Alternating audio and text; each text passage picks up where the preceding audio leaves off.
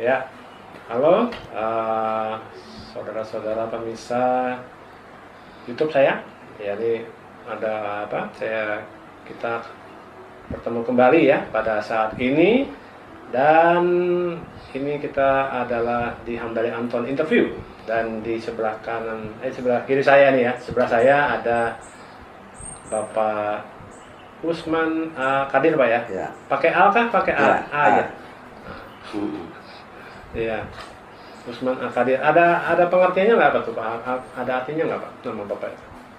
Ya, sebenarnya singkatan dari Usman Abdul Kadir, cuma biasa disingkat Usman Akadir kalau biar Gitu lebih Pak ya.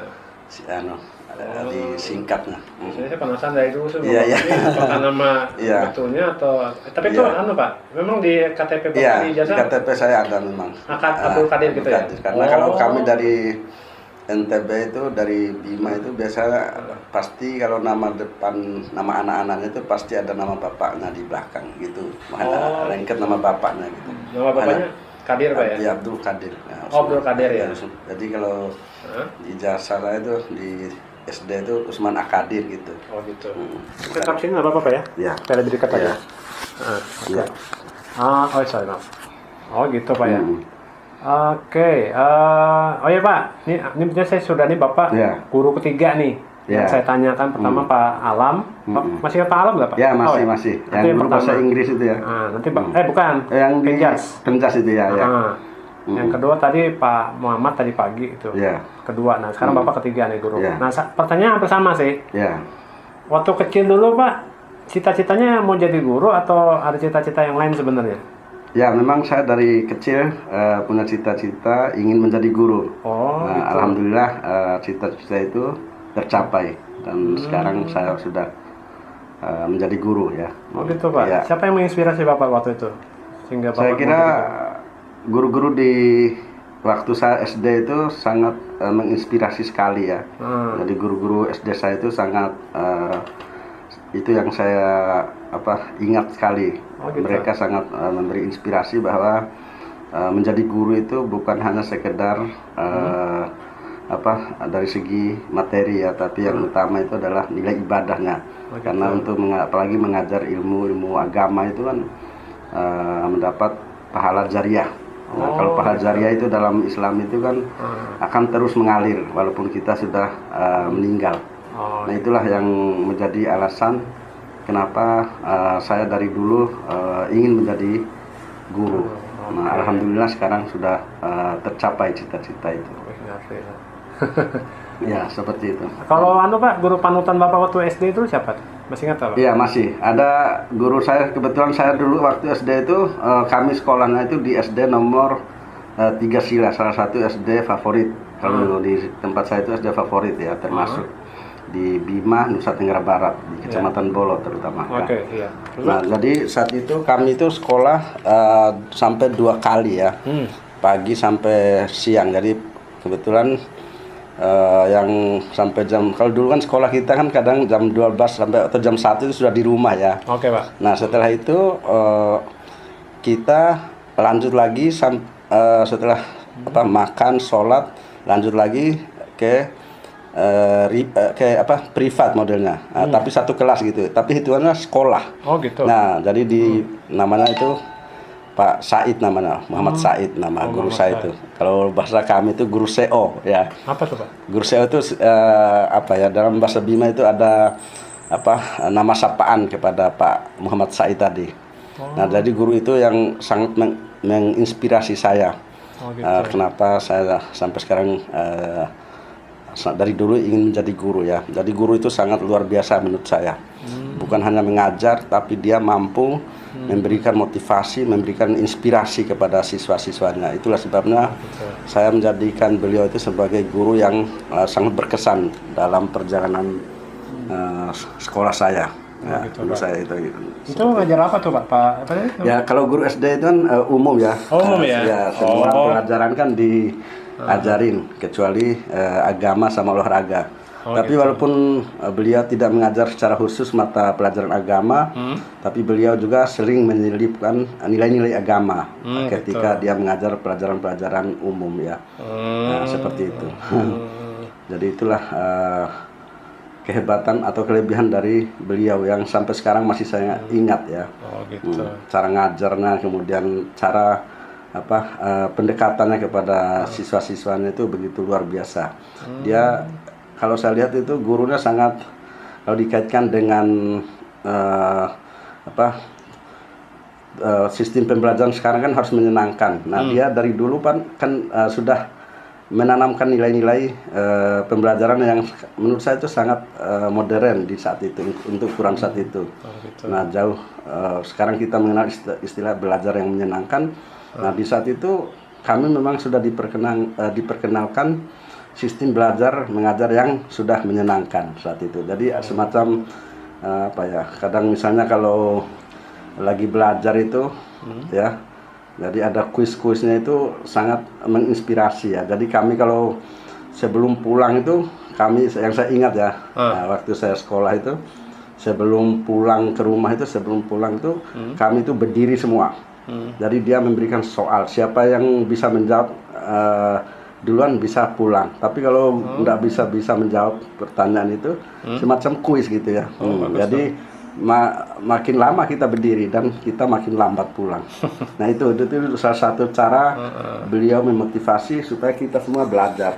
Jadi kalau kita misalnya apa nama gedung atau kantor Presiden Amerika misalnya, nah ditunjuk, nah melingkar ini, kalau nggak bisa pindah sebelah, itu cepat itu melingkar sebelah. Nah misalnya ada yang jawab White House, ya sudah, yang jawab betul itu langsung pulang duluan. Seperti itu setiap hari seperti itu. Itulah sebabnya menurut saya setelah saya ingat-ingat begitu luar biasa. Jadi kita diajak untuk berpacu sesama teman, dan kita juga dipaksa untuk belajar ya. Nah, akhirnya kita kalau mau pulang cepat ya harus belajar, harus bisa menjawab pertanyaan tadi. Itu yang saya ingat ya. Itu teknik-teknik yang menurut saya sampai sekarang masih sangat relevan ya, seperti itu.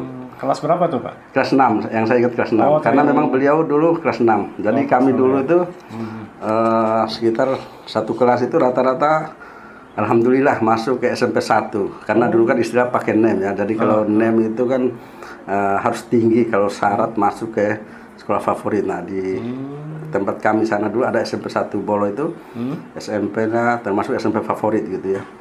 Nah jadi kalau yang bisa masuk di SMP situ itu ya orang-orang yang punya NEM yang sangat tinggi dari SD-nya. Dan alhamdulillah rata-rata dari SD kami itu, karena rata-rata nilai tinggi ya hampir masuk ke SMP 1 itu semua. Ya seperti itu. Oke.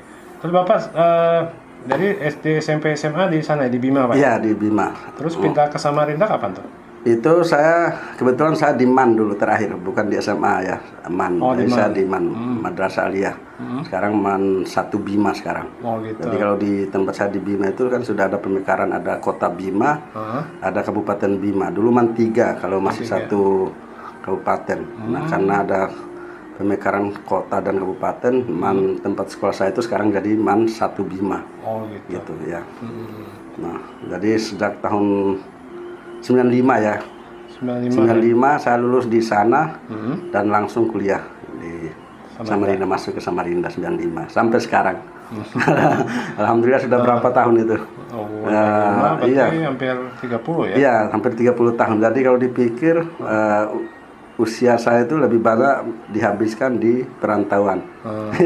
Seperti itu. Ya. Itu Bapak langsung kuliah di? Iya, di Unmul dulu. Saya di Unmul saat itu. Saya dulu ngambil pendidikan dasar dulu. Jadi kenapa saya ngambil itu, karena saat itu bilang kakak saya yang agak langka dulu ambil, yang penting sudah masuk PNS dulu kan saat itu. Dan alhamdulillah masuk. Selesai tahun 95, lulus 98 ya. Jadi lebih kurang 3 tahun ya. Nah, kemudian alhamdulillah ikut tes 99 PNS.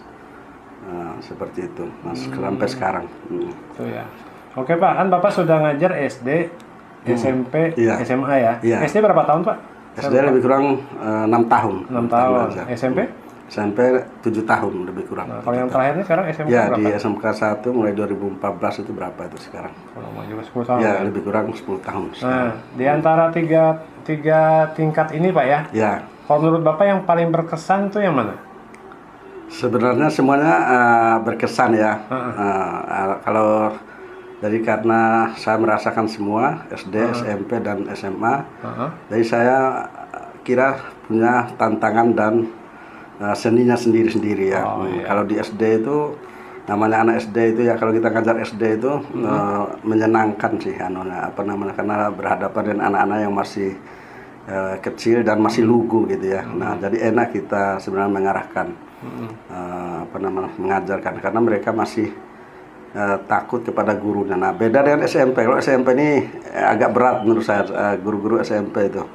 Karena SMP itu masa dimana anak-anak itu sudah belum stabil ya, emosi maupun psikologinya masih belum stabil. Apalagi dulu saya mengajar di SMP yang agak lingkungan agak lingkungan agak-agak Texas gitulah. Nah, jadi siswa-siswanya itu agak sedikit dalam tanda kutip berlebihan karakternya gitu ya. Jadi perlu juga kita penanganan khusus menghadapi anak-anak yang seperti itu. Nah, jadi memang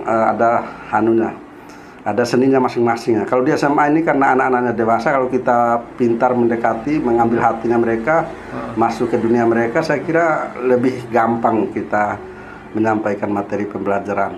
Jadi merasa seperti sahabat, jadikan mereka itu sebagai teman gitu ya. Karena memang mereka sudah mulai ngerti, sudah mulai dewasa. Saya kira pendekatan kita itu pendekatan sebagai mitra, sebagai teman ya, supaya kita gampang mengambil hati dan menyampaikan materi-materi pembelajaran yang kita sampaikan. Saya kira seperti itu. Wah, ya. Ya. Karena Bapak hampir lengkap ya. Iya. Kalau dibilang lengkap ya mungkin TK-nya sama perguruan tinggi enggak Pak ya, belum ya. Atau ada rencana ke sana Pak, ke perguruan tinggi? Ya, kalau saya udah ada cukup sampai sini aja. Kita nikmati ada yang sudah ada. Ya, saya sementara belum ada ya. Masih tetap di SMA aja, SMK 1 gitu. Oh gitu ya. Pak, apa Pak selama Bapak mengajar ya dari SD, SMP, SMA ini, apa pengalaman yang paling berkesan yang pernah Bapak rasakan mungkin? Entah mungkin di SD apa yang paling berkesan, atau SMP atau SMA, terserah Bapak deh. Yang Bapak nggak bisa lupakan lah. Oh ya. Saya kira apa ya, yang saya rasakan itu sekarang ini kalau bertemu anak-anak yang kadang-kadang sudah lulus kan sudah lama ya, kadang lebih kurang saya ngajar sekarang kan 20-an lebih 20 tahun lebih lah ya. Iya. Jadi kadang-kadang anak-anak yang kita ajar waktu SD, waktu SMP, bahkan waktu yang sudah lulus SMK itu, kadang kalau ketemu di jalan itu kadang mereka masih menyapa, masih bertegur sapa gitu ya. Padahal kita sendiri sudah kadang-kadang lupa ya, namanya kita kan tiap tahun kan yang tidak mungkin kita hafal semua. Tapi kalau ingat muka-mukanya masih ingat gitu. Cuma namanya kadang-kadang mereka langsung mengenalkan diri ya. Terutama di banyak, kalau yang SMK ini di tempat-tempat kerja misalnya di mall, di mana ya pokoknya sudah rata-rata sudah kerja lah. Nah, kadang-kadang kaget ditegur ya, Pak, saya dari misalnya masuk di mall misalnya, saya lulusan SMK 1 Pak, tahun sekian-sekian. Oh ya, padahal ya kita sendiri sudah mungkin sudah tidak ingat namanya, tapi kalau lihat mukanya mungkin itu ada sih hal-hal yang berkesan itu. Jadi ada kebanggaan sendiri kalau mereka sudah bisa kerja, sudah sukses gitu ya. Jadi itu harapan salah satu yang kebanggaan buat seorang guru ya, saya kira kalau melihat anak-anak yang pernah kita ajar sukses dalam kehidupannya seperti itu. Oh gitu Pak. Kalau yang Pak sekarang kebalikannya Pak, yang mungkin yang paling menyedihkan hati lah ibaratnya selama mungkin Bapak berkiprah sebagai guru nih. Pak? Ada nggak yang paling menyedihkan Pak? Ya ada ya, namanya setiap profesi itu kan semua ada risikonya. Betul. Ada senang, ada dukanya ya, ada senang, ada sulitnya ya. Kalau yang saya rasakan kayak di SMK ini, itu terutama kalau saya sekarang kebetulan wakil kepala sekolah bidang kesiswaan ya. Jadi banyak sekali masalah-masalah yang terkait dengan urusan kesiswaan yang terutama siswa yang bermasalah ya. Nah, misalnya yang paling berkesan itu, yang paling berat itu di awal dan di akhir ya. Jadi di awal itu maksudnya pada saat penerimaan siswa baru PPDB itu kan berat buat seorang wakil kesiswaan, karena wakil kesiswaan itu berfungsi juga sebagai ketua panitia PPDB ya. Jadi ketua PPDB itu biasanya diketuai oleh wakil kesiswaan ya. Nah, itu beratnya itu karena ya kalau kita ngikuti juknis, aturan dan juknis yang normal ya, kalau nilai sekian masuk, kan ada standar-standar nilainya itu ya. Apalagi sekarang kan sistemnya online ya. Nah, itu menurut saya itu kalau kita ngikuti aturan sesuai juknisnya ya sangat gampang, tetapi ada hal-hal yang kadang-kadang tidak di luar juknis ya. Misalnya ada kadang-kadang orang tua yang memaksakan anaknya untuk tetap masuk di situ padahal nilainya di bawah gitu ya. Nah, itu juga kan kadang-kadang sedih kita. Kita dipaksa untuk menerima padahal nilai anaknya di bawah standar. Nah, ini juga kan kadang-kadang kepikiran juga kita. Nah, itu suatu tantangan juga buat kita, gimana cara menjelaskan kepada mereka bahwa dengan sistem penerimaan secara online seperti sekarang itu tidak gampang, karena semua bisa diakses oleh siapapun, karena namanya online itu siapapun bisa mengakses. Jadi kalau ada nilai-nilai yang di bawah standar kemudian kita paksakan untuk masuk, kan kita yang salah nanti ya, seperti itu. Nah, ini kadang-kadang yang orang tua tidak paham gitu ya. Nah, ini yang menjadi kadang-kadang kita serba salah jadinya ya. Nah, itu kadang hal-hal yang sulit yang saya alami. Nah, kemudian yang kedua di akhir yang tadi kan di awal ya, PPDB kan di awal. Nah, tapi kalau di akhir itu biasanya terkait masalah perpisahan gitu ya. Nah, ini juga kadang berbenturan dengan macam-macam. Nah, kadang-kadang sekolah apalagi SMA SMK itu kan sebenarnya sekolah itu tidak pernah mau terlibat secara langsung dalam urusan penyelenggaraan pelepasan, karena kami serahkan kepada paguyuban dan komite. Jadi status sekolah itu hanya membantu melancarkan suksesnya acara tersebut. Jadi kadang-kadang ada orang tua yang kadang-kadang melaporkan pihak sekolah, dikira sekolah itu mengambil untung dari kegiatan tersebut. Nah, ini kadang-kadang orang tua yang banyak salah paham ya. Nah, padahal penyelenggara utama dari acara pelepasan dan perpisahan itu adalah orang tua dan paguyuban. Jadi sekolah itu hanya membantu pelaksanaan acaranya aja, tidak terlibat dalam penyelenggaraan masalah dana, masalah lokasi atau tempat pelepasan di hotel atau di mana, tidak terlibat sama sekali, termasuk panitianya. Jadi kalaupun keterlibatan sekolah itu hanya sebatas fungsinya untuk koordinasi terkait pelaksanaan acaranya aja, tidak terlibat secara teknis. Nah, ini kadang-kadang apalagi sekarang ini ya, terkait pungutan itu misalnya. Padahal sekolah itu tidak pernah mau tahu urusan uang sekian untuk untuk biaya pelepasan tadi. Itu kan hanya orang tua semua, kesepakatan orang tua semua. Jadi sekolah sebenarnya tidak terlibat. Nah, ini kadang-kadang sekolah dituding mengambil keuntungan. Itu yang kita kadang-kadang sesali gitu ya dari pihak sekolah itu. Nah, itu sih yang masalah-masalah yang saya alami, atau yang kita sedikit membuat kita terganggu pikiran kita gara-gara ada kesalahpahaman tentang masalah itu ya, seperti itu ya. Apalagi kalau bicara duit, Pak. Nah, ya itu yang susah. Jadi duit itu memang harus kita hati-hati ya, apalagi uang yang sumbernya dari orang tua siswa ya. Jadi kalau salah-salah dianggap kita mengambil untung dari acara-acara apapun. Ya, mungkin sampean ingat waktu di daerah Jawa Barat dulu ya, yang masalah piknik itu ya, yang mobil yang saat kecelakaan itu ya, yang banyak yang meninggal itu. Nah, itu kan jadi masalah nasional itu, kejadian itu ya. Jadi itu sampai ke daerah-daerah itu masalahnya dikait-kaitkan dengan ke seluruh guru di seluruh Indonesia, kan itu masalah itu. Iya sih. Padahal itu kan harus kita melihat kasus per kasus ya. Kalau di SMK itu kan memang ada yang namanya studi tour ya. Jadi mereka itu bukan hanya sekedar piknik, tapi juga ada kunjungan industri istilahnya ya. Jadi kalau SMK itu memang terutama jurusan pariwisata ya. Nah, memang ada mata pelajaran yang mengharuskan mereka untuk studi tour. Jadi bukan asal jalan-jalan piknik gitu aja. Karena di dalam studi tour itu ada nilai-nilai pembelajaran yang mereka dapatkan. Ya, misalnya ada kalau di jurusan pariwisata itu ada table manner ya.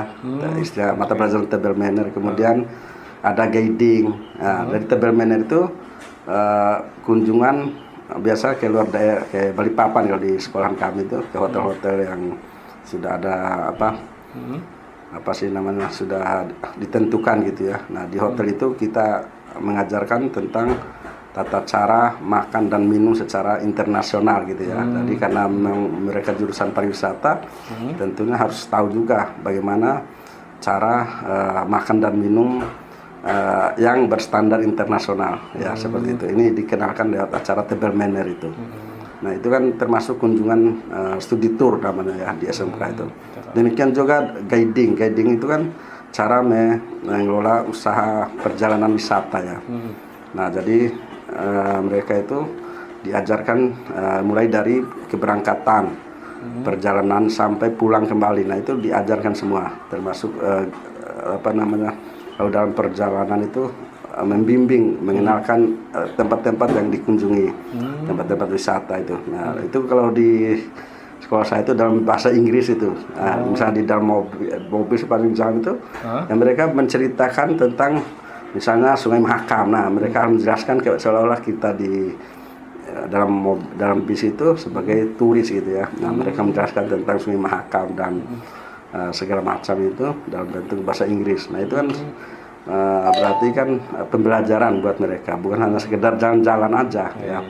Jadi jalan-jalan yang sambil belajar gitu. Itulah namanya studi tour. Seperti itu sih kalau di SMK itu ya. Bagus Pak ya. Ya. Nah, kalau Bapak sendiri ngajar apa Pak? Lupa saya. Saya ngajar sejarah ya. Sejarah ya. Pembelajaran sejarah saya. Kelas berapa Pak? Kalau sekarang karena di SMK itu pembelajaran sejarah tinggal di kelas 10 11. Nah, saya milih kelas 10 aja. Dulu kan kalau dulu kan ada kelas 10 11 12 gitu ya, pembelajaran sejarah. Nah, di kurikulum Merdeka ini terutama di SMK tinggal di kelas 10 dan kelas 11. Nah, saya memilih kelas 10 aja.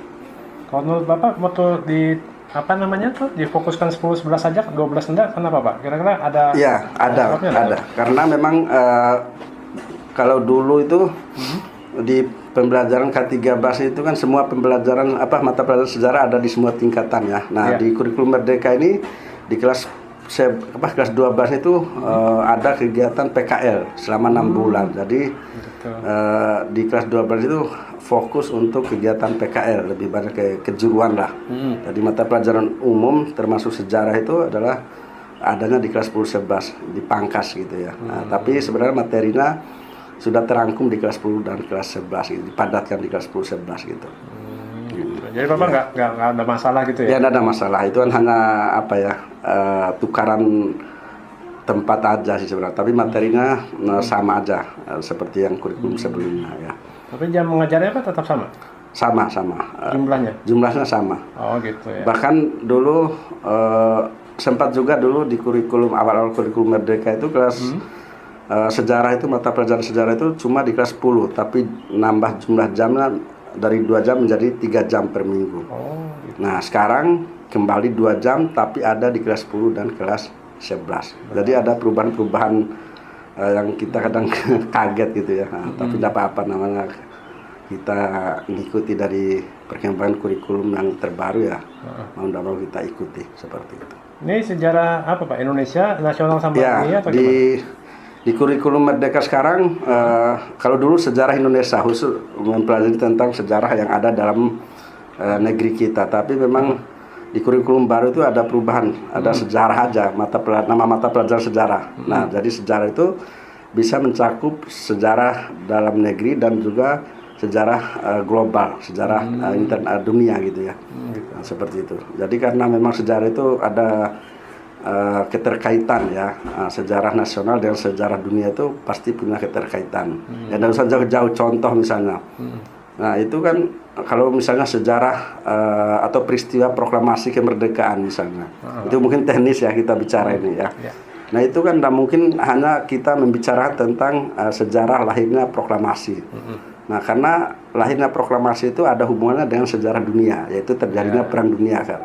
Kalau dalam sejarah itu tahun 45 Jepang yang menjajah kita, mulai tahun 42 sampai 45 itu kan sedang menghadapi perang dunia kedua melawan sekutu ya. Nah statusnya Jepang itu sedang menghadapi perang dunia kedua waktu masuk di Indonesia. Nah itu kan artinya tidak bisa kita melepaskan diri dari sejarah dunia. Itulah sebabnya di kurikulum Merdeka sekarang sejarah nasional dan sejarah dunia itu dikolaborasi gitu ya. Seperti itu. Jadi lebih cakupannya lebih luas gitu ya. Karena ada keterkaitan memang antara sejarah nasional dengan sejarah dunia. Seperti itu ya. Oke Pak, kan ini kan Bapak sudah pernah merasakan berbagai kurikulum ya. Nah ini mungkin Bapak sudah tahu arahnya kemana sebelum saya tanya ya. Nah kira-kira menurut Bapak nih, ya pasti kalau ditanya masalah lebih kurangnya panjang pasti ceritanya ya. Tapi menurut Bapak di antara semua kurikulum tadi, yang menurut Bapak yang paling serak yang mana? Kalau menurut saya itu jadi masalah kurikulum itu kan kalau di Indonesia itu ada gium ya, setiap ganti menteri ganti kurikulum. Itu memang tidak salah ya, tidak salah.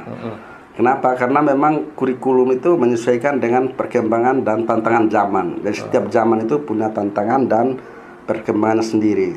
Jadi akan sangat tidak mungkin kalau kurikulum tahun 1984 atau kurikulum berapa lagi itu KTSP yang 90-an itu dipakai di kurikulum di zaman 2004 sekarang misalnya ya.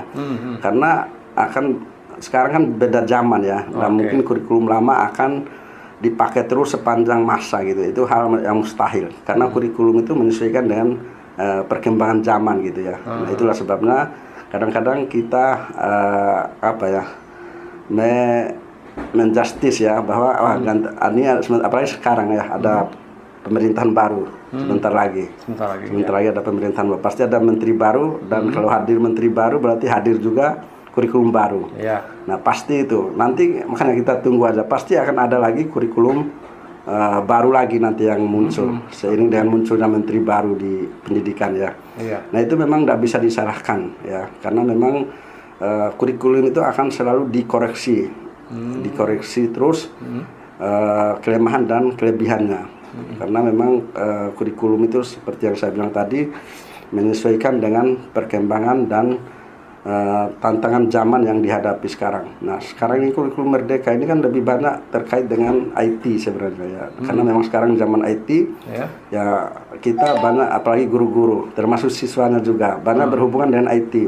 Ya nggak usah jauh-jauh, guru sekarang kan sibuk mengisi yang namanya PMM itu ya. Nah, PMM itu kan berhubungan dengan IT, semua dimasukkan tentang rencana kerja guru itu lewat aplikasi. Jadi di situ ya termasuk mengikuti seminar, mengikuti Zoom secara online dan seterusnya itu kan terkait dengan IT ya. Nah jadi memang tidak bisa disalahkan juga kalau pemerintah mengganti kurikulum ya, karena memang menyesuaikan dengan situasi dan kondisi terkini ya, menyesuaikan dengan perkembangan informasi dan teknologi yang begitu makin canggih sekarang ya, seperti itu. Jadi kalau guru-guru memang harus bisa beradaptasi dengan perubahan kurikulum ini, karena memang mereka lah yang menjadi penentu utama dari berhasilnya kurikulum itu ya. Nah, seperti itu. Jadi mengikuti aja Pak ya. Ya, jadi kita sebagai guru ya harus siap menghadapi perubahan kurikulum ya, karena memang perubahan itu sebuah keniscayaan gitu ya, keniscayaan. Jadi kita harus mampu beradaptasi dengan perubahan itu, karena kalau enggak kita akan ketinggalan ya. Nah, jadi kita akan sekarang ini kan perkembangan dunia itu sangat cepat sekali ya. Jadi kalau kita tidak mau berubah ya kita akan jadi ketinggalan dan manusia prasejarah jadinya nanti. Ya kira-kira seperti itulah ya. Ya. Oh ya Pak, nih kebetulan saya baru ingat nih. Iya. Kan ada keponakan saya di sekolah di SMA swasta tapi Iya, ya. ya. Jadi orang tuanya tuh kakak saya kebetulan. Iya. Bingung katanya kok SMP dulu ada bukunya. Waktu SMA kok tidak ada buku. Jadi cuma masuk ke kelas, jadi bukunya dikasih pinjam tuh buku cetaknya. Waktu pulang bukunya diambil kembali. Jadi anak tuh tidak punya buku cetak waktu ya. Di sekolah Bapak sama juga tuh ya? Ya betul, karena memang sekarang ini buku terutama di sekolah negeri ya. Sekolah negeri itu kan buku itu sudah ditanggung pemerintah lewat anggaran Bosda ya, Bosnas maupun Bosda ya. Iya. Jadi buku-buku pembelajaran anak-anak sekarang memang dipersiapkan oleh sekolah. Nanti kalau anak-anak tinggal meminjam ke sekolah di perpustakaan ya biasanya. Kalau kami di perpustakaan itu tiap awal tahun ajaran baru itu dibagi. Nanti kalau sudah mau setelah selesai semester 1 misalnya itu dikembalikan lagi. Nanti akan dikasih lagi buku semester 2. Nanti tujuannya apa dikembalikan supaya nanti adik-adiknya yang akan datang bisa meminjam lagi seperti itu. Selama kurikulumnya masih sama, saya kira bukunya masih tetap bisa dipakai ya.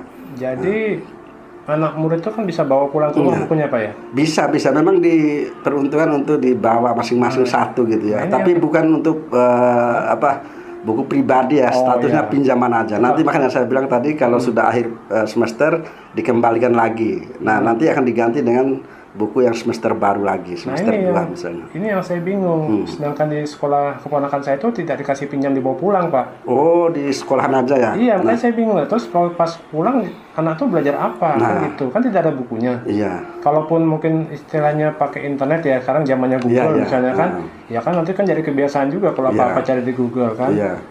Nah, saya tidak paham ya kalau mungkin masing-masing sekolah punya kebijakan sendiri ya. Tapi yang jelas di sekolahan saya, sekolah negeri, itu memang diberikan ke anak-anaknya selama 1 semester. Habis itu selesai dikembalikan dan diganti dengan buku semester baru. Seperti itu kalau di sekolahan kami. Iya, berarti kan dikasih pinjam. Iya, dipinjam ya, dipinjam sepenuhnya. Asal jangan asal dijaga gitu ya, jangan sampai dicoret atau dirobek-robek itu aja sih.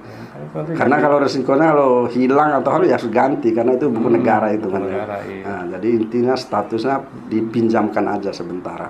Soalnya kan kalau SMP-nya waktu itu kan swasta tapi memang beli Pak. Oh iya beli ada yang beli, ada yang memang pinjam dibawa pulang. Oh ini tidak ada sama sekali. Oh gitu. Tidak ada yang kasih pinjam bawa pulang, tidak ada juga yang dibeli. Jadi bingung kan. Tapi sudahlah itu nanti urusan saya. Tapi saya tanya kan penasaran juga. Gimana dengan sekolah Bapak kan?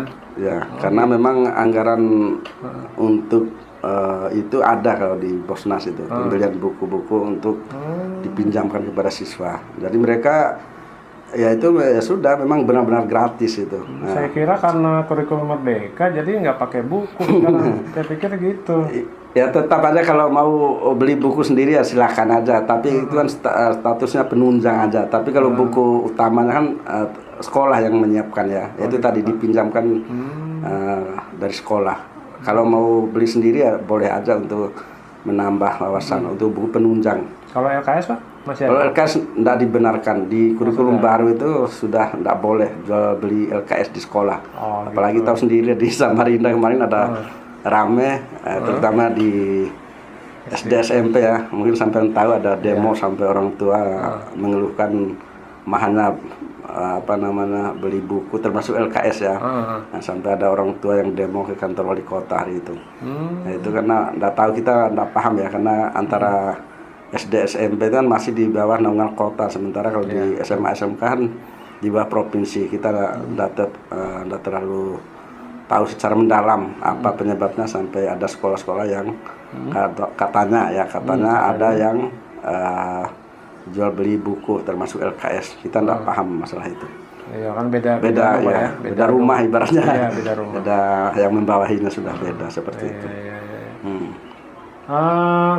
Apa Pak harapan Bapak misalnya untuk di sekolah Bapak ini kan Bapak sebagai Pak guru merangkap? Ya, kebetulan saya tugas tambahan wakil kepala sekolah bidang kesiswaan ya. Oke. Ada rencana ambisi untuk jadi kepala sekolah? Wah, enggak ada. Kalau saya itu ngalir aja lah. Oh gitu kan. Enggak ada cita-cita saya. Ini aja tugas saya sebagai wakil bidang kesiswaan ini menurut saya sudah sangat berat ya. Jadi apalagi kepala sekolah saya tidak bisa membayangkan tugas dan tanggung jawabnya sangat besar. Gitu, Pak. Jadi saya tidak ada kepikiran lah untuk naik atau menjadi kepala sekolah itu. Cukup ya, ini aja sudah menyita waktu dan energi ya. Apalagi di sekolah saya termasuk sekolah besar lah, dengan jumlah siswanya lebih kurang 1.300 ya. 1.300 siswa. Banyak ya. Kemudian jumlah guru dan personilnya itu sekitar 100-an orang. Jadi mengelola siswa dengan sebanyak itu memang sedikit banyak menguras energi dan tenaga kita. Dan anak yang segitu banyak, itu tiap kepala lain-lain kan anunya, karakternya itu tidak gampang. Kadang-kadang ada namanya orang banyak itu kan, masalah yang muncul itu akan selalu ada. Itu sudah menyita perhatian dan menyita waktu kita. Itu agak berat menurut saya. Jadi memang yang paling berat itu kalau yang saya lihat itu di sekolah-sekolah itu wakil kepala sekolah bidang kurikulum ya, karena kurikulum itu terkait dengan pelaksanaan kegiatan akademiknya. Sementara kesiswaan juga termasuk berat ya, semua berat ya, tapi yang paling berat itu menurut saya kurikulum dan kesiswaan. Kalau kesiswaan itu terkait dengan objeknya, maksudnya siswa itu kan objek utama dari sekolah ya. Nah itu berat, apalagi siswanya yang sekolah yang siswa sangat banyak ya. Itu makin banyak siswa makin banyak masalah itu. Dan kita harus punya cara dan solusi yang tepat untuk bisa menyelesaikan setiap masalah dari anak-anak itu. Apalagi anak-anak yang namanya anak remaja itu ya macam-macam kasusnya, dengan kasus-kasus yang terkait dengan kalau sekarang itu ada istilah bullying, ya, perundungan ya, perundungan, kemudian masalah pelecehan, masalah macam-macam lah, namanya anak-anak yang lagi baru tumbuh dan melihat dunia yang baru, kan mereka itu masih belum dewasa betul ya, baru proses menuju ke dewasa gitu ya. Jadi sedikit banyak masalah-masalah yang menyertainya seperti itu. Dan sedikit banyak imbasnya juga ke sekolah, walaupun awal masalahnya dari rumah, tapi kadang-kadang imbasnya ke sekolah. Misalnya ada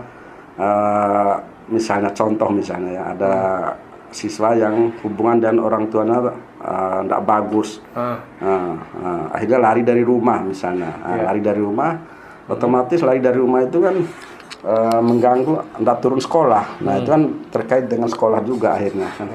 Nah, jadi macam-macam masalah-masalah yang kami hadapi selama saya menjadi kesiswaan itu, wakil kesiswaan itu, macam-macam. Nah, ya itulah tantangannya. Kalau Pak, kalau guru BK ada sana Pak ya? Ya ada, guru BK itu juga ada. Jadi guru BK itu memang mempunyai fungsi dan peran yang luar biasa ya terhadap pembentukan karakter siswa. Jadi mereka juga kalau di SMA SMK itu fungsinya agak bertambah lagi. Ya bukan kalau di SD SMP kan, kalau SD mungkin belum ada BK-nya ya. Jadi guru BK-nya ya guru kelasnya itu. Nah kalau di SMP itu ibaratnya polisinya sekolah. Nah tapi kalau di SMA SMK itu guru BK-nya itu selain sebagai fungsi membimbing, ada juga fungsi konseling ya. Jadi maksudnya gini, termasuk juga mengarahkan minat dan bakat siswa untuk masuk ke pendidikan yang selanjutnya. Misalnya bakatnya apa, kamu cocoknya di mana, kuliahnya di mana. Nah itu kan terkait membimbing arah masa depan anak-anak ya. Jadi fungsinya memang sangat luas kalau di SMA SMK itu. Seperti itu. Gitu, Pak. Ayo ngomong-ngomong soal ekskul nih, ingin penasaran saya, berapa banyak ekskul sana Pak? Kalau di SMK 1 Samarinda itu, kalau sekarang lebih kurang 20 ekskul ya. Wih, banyak banget. Jadi sangat banyak sekali. Misalnya ada basket, ada volley sudah tidak ada ya, karena peminatnya sudah tidak ada. Ya, jadi karena memang kita itu mengadakan berdirinya sebuah ekskul itu kalau sudah ada peminat. Tapi kalau Kalau tidak ada peminat ya mau tidak mau dihentikan sementara. Tetapi kalau misalnya ada lagi peminatnya dari siswa itu ya bisa kita adakan dengan syaratnya minimal berapa orang gitu kan. Baru kita carikan pelatihnya. Nah dari pelatih nanti yang akan dibayar oleh sekolah. Nah seperti itu. Tapi ada setiap eskul itu ada pembimbing. Nah pembimbingnya itu biasanya dari guru di sekolah itu yang mengkoordinir kegiatan eskul itu dengan pelatihnya. Jadi fungsinya seperti itu. Tapi kalau kesiswaan hanya mengkoordinir secara umumnya aja. Ya. Nah, tapi kalau terkait teknisnya di lapangan, ya itu fungsinya guru pembimbing tadi, pembina istilahnya, kalau pembina eskul. Misalnya setiap eskul itu ada pembinanya masing-masing itu. Misalnya basket siapa, kemudian futsalnya siapa, tari tradisional siapa, dance-nya itu siapa. Jadi ada pembinanya masing-masing ya. Nah itu yang fungsinya untuk berkoordinasi terkait pelaksanaan eskul di lapangan secara teknisnya seperti itu, termasuk menyusun jadwal. Karena memang di sekolah ini karena banyaknya eskul, jadi harus disusun juga jadwalnya karena lapangan juga kita terbatas, jadi diatur kapan eskul ini bisa latihan, kapan eskul ini bisa latihan seperti itu. Kalau Bapak pembina Pak? Kalau sebagai wakil kesiswaan, dia hanya membawahi secara umum dia. Oh, secara umum aja Pak ya? Tapi saya pernah pernah membina mulai dari dulu itu pernah jadi pembina PMR.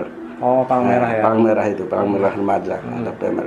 PMR itu kalau di sekolah kami bergabung sama UKS. PMR sama UKS. Kemudian pernah pembina futsal pernah ya. Nah, pembina futsal. Pernah basket juga pernah.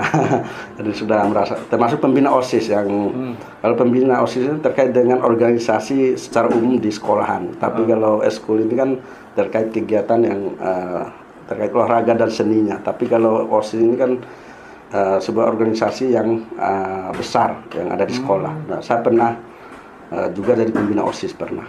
Ya, sebelum jadi wakil kesiswaan ini. Oh, sebelum jadi wakil Pak ya? Di antara berapa ya Pak? 20 ya? Yes, di 20 eskul sekarang. Ya. Nah. Yang paling banyak peminatnya yang mana Pak?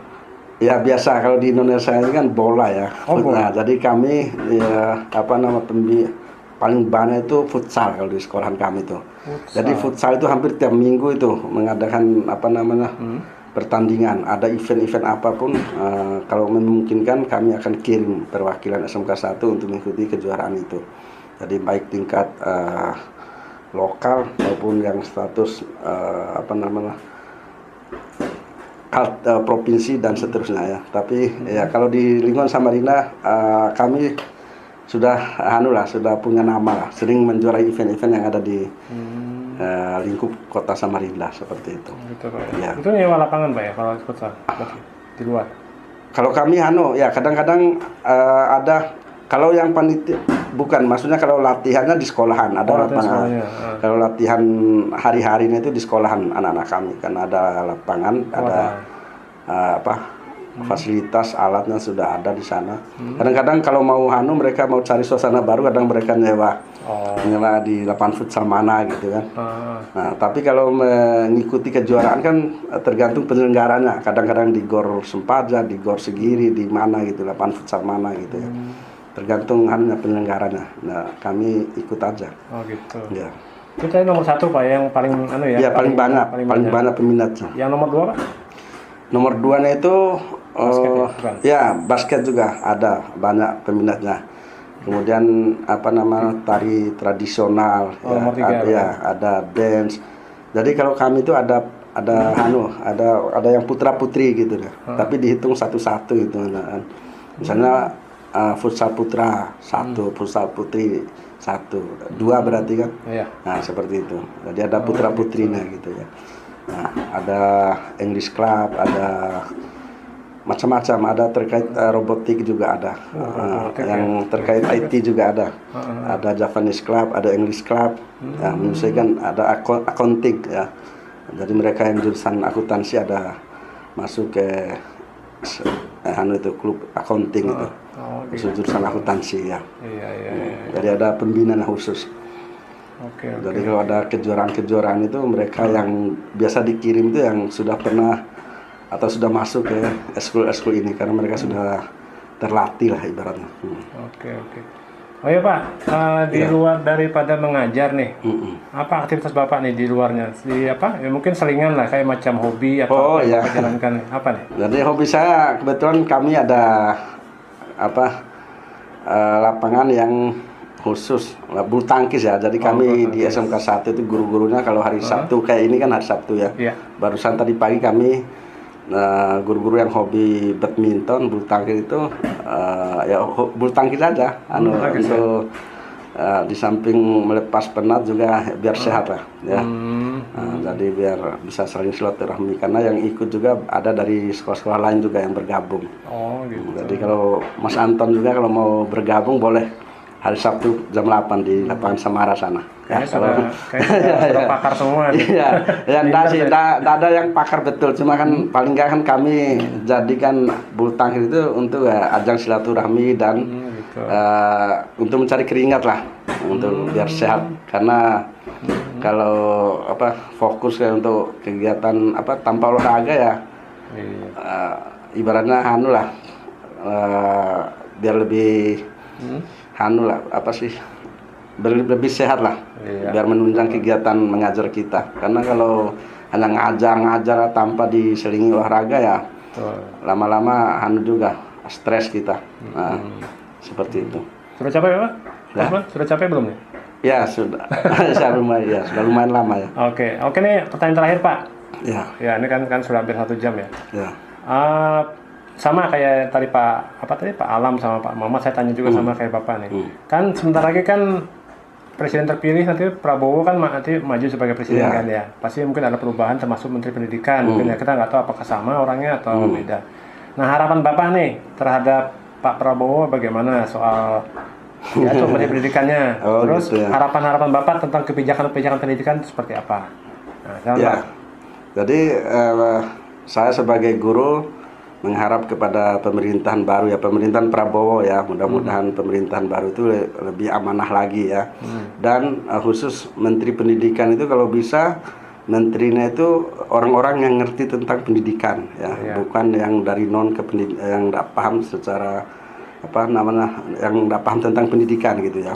Karena memang masalah pendidikan itu sangat kompleks dan sangat komplit gitu ya. Jadi diperlukan orang-orang yang memang mengerti betul tentang dunia pendidikan, dan sampai mengangkat orang-orang yang di luar tidak mengetahui masalah pendidikan diangkat jadi menteri pendidikan. Bukan hanya manajemen yang soal menteri itu ya, tapi harus mengerti betul di lapangan gimana keadaan pendidikan kita. Apalagi dia itu membawahi seluruh Indonesia ya, pendidikan terkait dengan seluruh Indonesia ya, bukan hanya menteri di ibu kota Jakarta atau menteri di kota-kota yang sudah maju ya. Nah, karena masih banyak di daerah-daerah luar, di daerah-daerah pinggiran, daerah-daerah yang pelosok yang tidak tersentuh oleh pendidikan ya. Kita lihat masih banyak sarana fasilitas pendidikan yang belum memadai ya. Untuk itu jadi Menteri Pendidikan itu harus benar-benar paham tentang masalah pendidikan, termasuk soal sarana prasarananya, peningkatan mutu sumber daya manusianya, siswanya, gurunya, ya semuanya. Ya, jadi seperti itu sih harapan saya sebagai guru. Siapapun tidak ada masalah ya. Yang penting kalau bisa ya Menteri Pendidikan yang paham tentang dunia pendidikan, bukan yang lain. Seperti itu. Ada Pak kandidat mungkin dalam pikiran Bapak ini harus jadi menteri nih gitu. Kalau saya sih yang penting orang-orang biasanya maaf aja mungkin agak biasanya kalau jatah Menteri Pendidikan itu dari orang-orang Muhammadiyah ya. Gitu. Karena Muhammadiyah itu terkenal maju dan bagus kalau untuk dunia pendidikannya.